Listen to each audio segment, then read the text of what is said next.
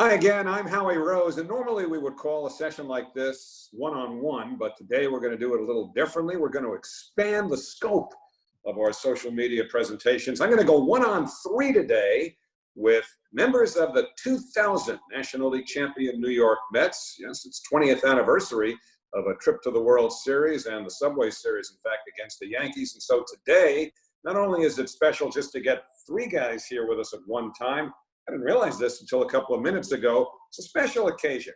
It's a big birthday, a milestone for Bobby Valentine, the manager of those 2000 Mets, who joins us along with Todd, Zeile, and Glendon Rusch. Bobby, happy birthday. Howie, thank you very much. Thanks for reminding me. Yeah. 70th birthday, 71 years on Earth. I'm ready to start. What a year to go. Yeah. I'm sure I'm the first. Good to be with everybody. And, Todd, obviously, we see quite a bit of, and Bobby, we see quite a bit of you. You both have contributions you've made to SNY. And a pitcher on that 2000 team, a valuable one, and a guy we all enjoyed watching. Glendon Rusch is with us. Glendon, where you been? What you up to these days? Good to see you. I'm at home with the family in Louisville, Kentucky. We left Southern California a few years ago, and I'm just retired and hanging out with my boys and my wife, Kelly, and enjoying life. You know, once in a while, sometimes more than once in a while, broadcasters like myself get criticized for saying publicly how much we enjoy a fast-moving game. And, there's a reason for that. And I know that infielders talk about, even outfielders, how a pitcher that works quickly kind of keeps them on their toes and, they're not caught kind of wandering mentally between pitches. Todd, Bobby, let me know if you agree with that, because one thing we loved about Glendon was that he worked quickly. He'd get the ball back from the catcher and fire it right back towards home plate again. Todd, for you, first of all, what did that mean defensively? I think that's a great thing for a defensive player.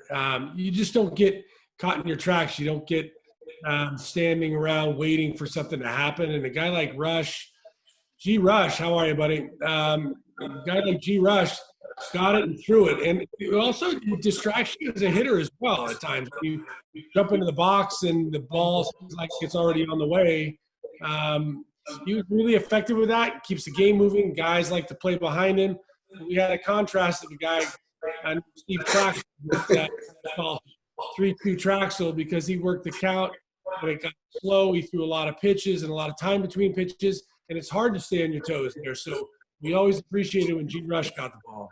Well, now, Todd, in 2000 with the Mets, you played first base most of the time. And you came up, for those who might not remember, as a catcher. So when you had a guy like Glendon that you were catching, did it help your sort of mental acuity for calling pitches, because you knew that this guy was in a rhythm that if you tried to break it and slow it down might be the worst thing you could do? Yeah, absolutely. I think one guy that was still a battery mate of mine when I was catching with the Cardinals is Bob Tewksbury. And Tewksbury, like G. Rush, used to like to get it and throw it. He used that as sort of a weapon in his arsenal besides his pitches, because he knew as soon as guys were starting to get ready in the box, he was in his windup on the way. He'd make the umpire stop him, and he'd make the batters step out of the box, try to slow things down, but that screws up their rhythm too. So I think when you can get a pitcher that moves quickly and you're on sync with him, I think it's a big advantage. Now, Bobby, as a manager, is that the kind of thing that you could sort of preach to your pitchers, or are they individuals to the point where, if you try to change them in that regard, you're going to break whatever is what got them to the big leagues in the first place? Well, Tom mentioned Steve Traxel, and I remember talking to people about Glendon Rusch and what I liked about his style. And what that was is that there's a lot of teams within the team. And the pitcher and the catcher they are a team within the team. And when they're working together quickly, it makes the entire team look like they got it together. And here we go. We know what we're doing with our team within the team. Like, good timing on a pickoff play. It's like making the relay from the outfield. But those little teams within the team make the team feel better about this. So, Glendon, you must have been a pretty popular guy in that clubhouse the way we're talking about this, huh? I think so. It's funny. It was something that I kind of just picked up young when I was in high school. I was a quick worker, and then when you get thrown into the minor leagues and you start having professional coaches telling you, "Hey, we love you. We love the way you work quick. We love the way you keep the pace of the game up, keep your defense on your toes." So it was immediate feedback for me where it looked like, hey, this is something that I need to keep up and kind of have a part of my style of pitching. And yeah, I loved working quick. I loved having my teammates around me and they were happy I was working quick as well. Well, the 2000 season was a memorable one. Some people, though, may forget that it actually started in Japan, a place that Bobby has been successful in over the course of his managerial career, and is something of a legend now, managerially speaking, in Japan. Was that a very comfortable way for you to start the season if it wasn't for most others, Bobby? Well, I had only been there for 1 year at the time that we returned, but it was comfortable. It was comfortable winning that second game. I'll guarantee you that. It would not have been any fun coming back 0-2, but then he hits the grand slam. He wasn't even supposed to be on the team. They gave us extended rosters. He got to make the trip. He gets the pinch hit. He wins that game for us, and then we go on and play a little extra at the end of the season too. Yeah, quite a bit extra actually. And you think about that World Series, and I know that there's a tendency sometimes to look at the decisive game as where the series got away, if not ended altogether. But I love to go back to that first game at Yankee Stadium and think that if one or two things had happened differently in that game, the first game of the series, the entire series might have taken on a whole different texture and perhaps even a different result. For any of you three, does that first game still resonate in that fashion? It must for Todd, because he has to talk about launch angle and having backspin on the ball, and he had to have topspin on the ball that he hits against Pettit, and hits the damn top of the wall. There's not a time when I go through New York City where there's not a fan somewhere that remembers that series and usually in recollecting the good and bad and the pain and sorrow of that first loss. They mentioned our friend Timo Perez, and Timo, he got a bad rap on that. He thought it was gone. I thought it was gone. Most of us thought it was gone, and it just stuck to the top of the wall, and I sprung back, and the rest is history, as they say. You turn Dave Justice and Derek Jeter into heroes and Timo into a bit of a goat at that point. But look, we had other opportunities to win that game. It certainly was a pivotal game one. And you know what? You can't really get caught up in too many false probabilities. The philosophers out there will tell us that it could have been a totally different outcome that we would have never known about. But at the same time, it's fun to look back and say, darn, if we'd have got that one, I feel like maybe we would have come back to Shea with a little more confidence and been able to sneak out a couple of more wins. The frustrating thing, without trying to gang up on Timo necessarily, is that there were 2 outs when you hit that ball. And as the base runner in that situation, all he's got to do is just take off, go pedal to the metal. Did you realize what had happened by the time or when he was tagged out at home plate? Did you realize that he had slowed down going around second and thought the ball was out of the park, whatever you thought when you hit it? Well, what I remember about it is that I hit the ball and I was running to first, but watching, I thought I had enough to get it into the seats. When it looked like he was going to come up short, or there might be a chance that it hits the wall, I started running towards second, and I wasn't really paying attention to Timo until I got 3/4 of the way to second base. I looked up. I was actually surprised to see Jeter relaying to home plate. I thought that was a foregone conclusion, and I was trying to hustle into second. When I looked up, I was surprised to see that he wasn't already there and that there was going to be a play at all. So, it did take me by surprise. I wasn't paying attention to whether he ran out of the gate. I was kind of watching my own path, but it was a bit of a shock when I looked up and he was still a few steps away from getting ready to slide.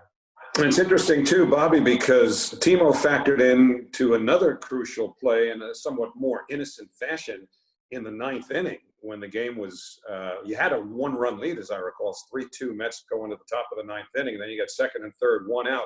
Timo's batting. And I think, Bobby, if I'm not mistaken, I was at Shea the next day after the series ended to do whatever wrap-ups we had to do. And you and I were talking. And if memory serves, did you tell me that if the count had been different, if Timo had gone ahead in the count, that you might have squeezed in that situation? Yeah, absolutely. I had squeeze in the back of my mind, and I had contact on with Pratt at third base. And the one time you don't do contact is when it's back to the pitcher. And that happened to be that high hopper that looked like Mariano was going to catch. And that froze Pratty at third. And then the second baseman boots the ball. And we don't get a run out of it. So, yeah, I mean, Timo was as hot. I mean, Timo was as good a hitter going into that series as we had. Well, you might not have gotten there without him. He won the St. Louis series, exactly. I mean, it was almost single-handed. So, I needed to have a count. I needed to see some pitches, and I was going to give him a chance to drive it in. As it turned out, the high hopper didn't work. And I wonder if there was replay on the play where Todd hit it. The more I see it in slow motion, I think we get a pretty good review on that one. You think that skimmed as it hit the top of the fence? You think it skimmed into the crowd? I think he got into the home plate, actually. Timo? His foot got in on Timo, got in at home plate. They tagged him up high. Yeah, I thought. Well, unfortunately, I think you should raise that. I think you should raise that and do a complete investigation. We've got a little bit of time on our hands right now in baseball. I think this would be a great way to, get something really going and get some fans behind us. We have G. Rusch as the social media director, and he'll get it going on Twitter. Glendon, I'm kind of a newbie on Twitter, Glendon, but you've embraced the thing and become kind of a Twitter celebrity in the last little while. How'd that all come about? I just hopped on, and once I started going, it was actually I did a kind of a Q&A with the Mets social media people back in maybe like 2015 or so, and we were talking about my likes and dislikes and all that fun stuff, and then the fans just kind of started reaching out to me, and I enjoy it. They're fun, and I try and keep it positive, make fun of myself. Once you do that, then the fans can, they love to rib you, but once you make fun of yourself a little bit, I think they really enjoy that part of it. Well, you got into the World Series, got into a few games working out of the bullpen in 2000. Were those 3 games, because of what they represented, the highlight of your career, or do you look at a couple of games or moments along the way that maybe supersede that? Well, that Game 1 appearance, I tell people all the time, that was one of the highlights in my career that I wish never happened. Because, I ended up in that 10th inning after Dennis Cook and got us out of it. I don't know how. That was one of the most interesting innings I think I was ever a part of. Joe McEwing playing 200 feet in left field, threw a wild pitch, and there's guys on second, third, and nobody out. Basically, that game was over, and I was able to wiggle out of it. But I look back on that whole season from start to finish, being traded there in '99 at the end, and watching that team do what they did, going to the NLCS, and then in spring training in 2000, Bobby giving me an opportunity to win a job, and then having 30 starts that year on a World Series team was absolutely one of the highlights of my career. And the LCS in 2000 was a lot of fun because, look, managing, and Bobby's talked about this forever, among so many different facets of managing, right near the top, if not at the very top, is getting your matchups. And Bobby, you seem to get every matchup you needed against a Hall of Fame manager in Tony La Russa in that series. Was that maybe the most satisfying week of your career because of what it represented? Well, getting us where we were hoping to go was really satisfying, no doubt about that. And having Turk out there to come in against Mark McGwire, that always helped too, because he was such kryptonite as far as McGwire was concerned. But yeah, sometimes you get lucky with matchups and they work out, and sometimes you get the perfect matchup and they don't work out. Well, speaking of matchup, now I don't know if a player would say, this is my favorite move that a manager made, but you made a move the year before in the postseason, managing against Bobby Cox. And I know you're going to remember this because of the way the player in question reacted. You had Turk on the mound. He's facing Brian Jordan. It's a tie game. You're in the 7th inning. This is what turned out to be the Grand Slam single game, Game 5 of the LCS in 2000.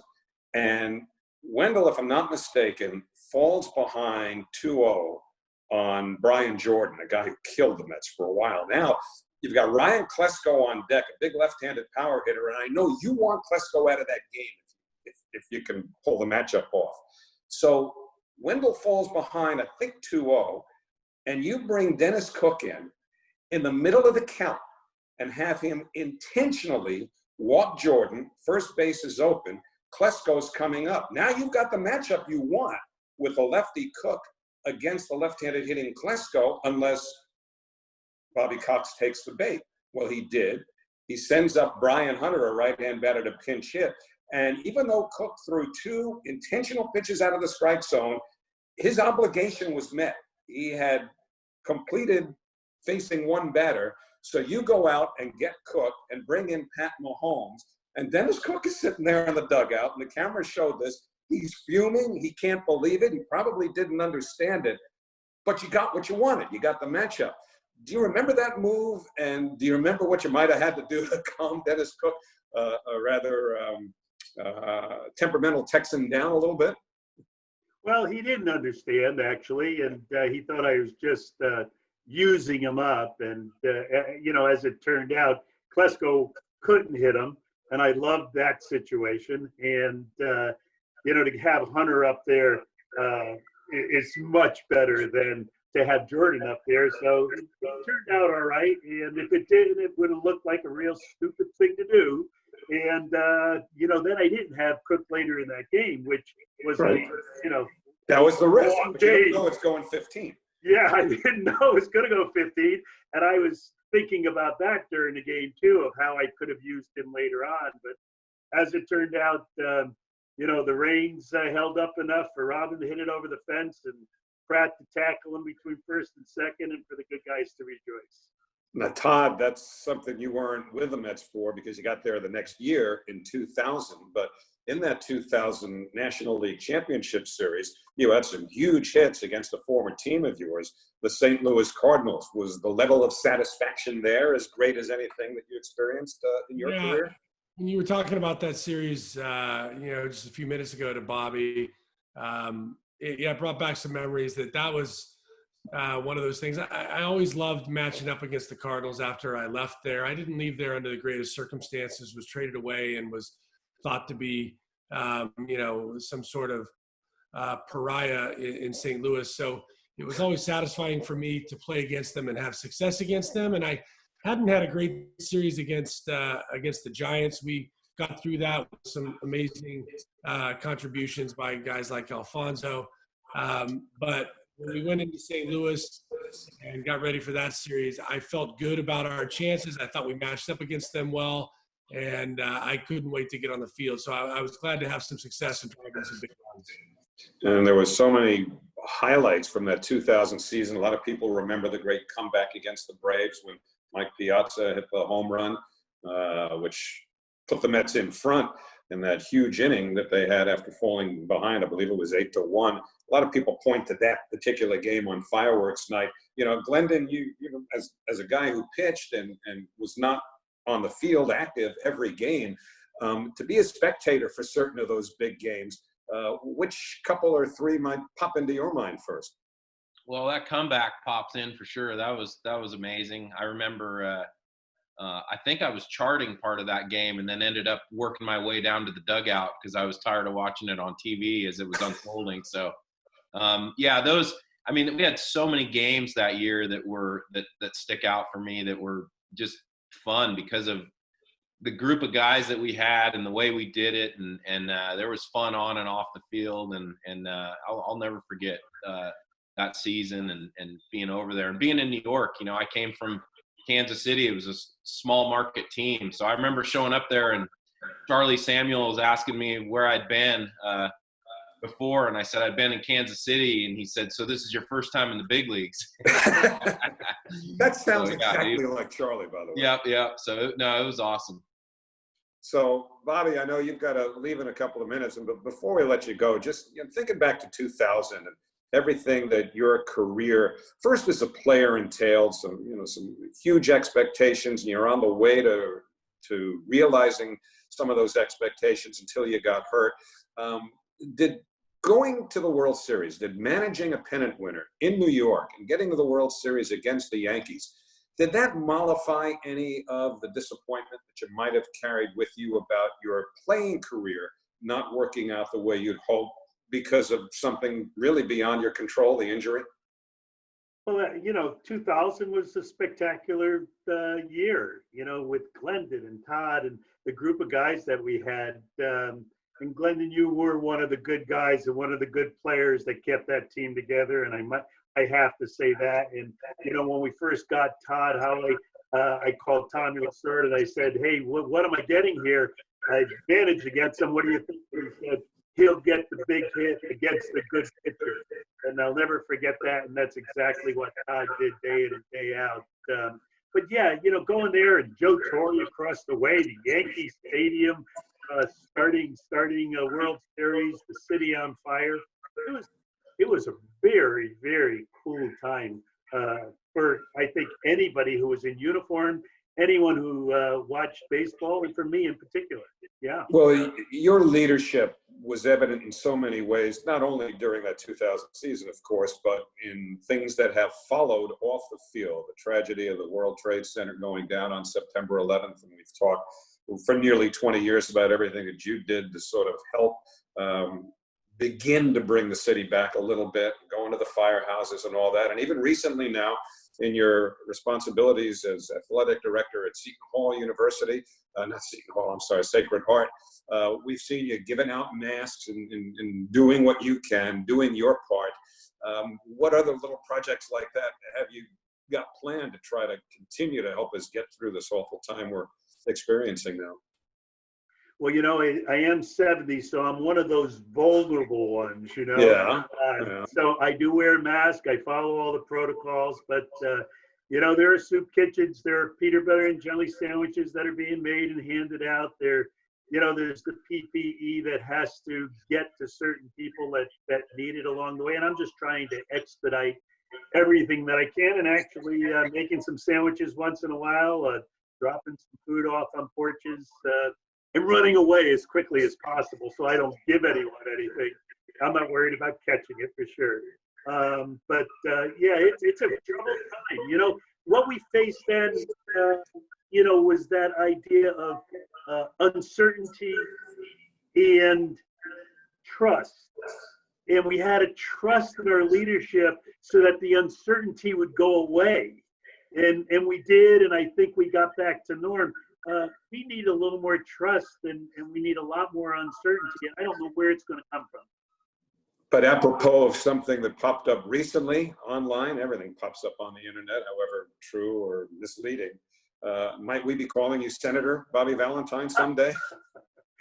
People have a lot of time on their hands in my neighborhood. So, I've had little notes put out on my door, and I don't think that's in the future, but I never say never. I love it. You just never know. Well, Bobby, happy birthday, and thanks for joining us. Howie, thanks. Todd, stay safe. Glendon, love you. Stay safe. Howie, I know you will, because you'll have a nice bottle of red tonight down there in Florida. Think of me when you open it up, all right? A little toast for my birthday. The first one or the second one? Happy Happy birthday, Bobby. my friend. Thanks. Happy birthday, Bobby.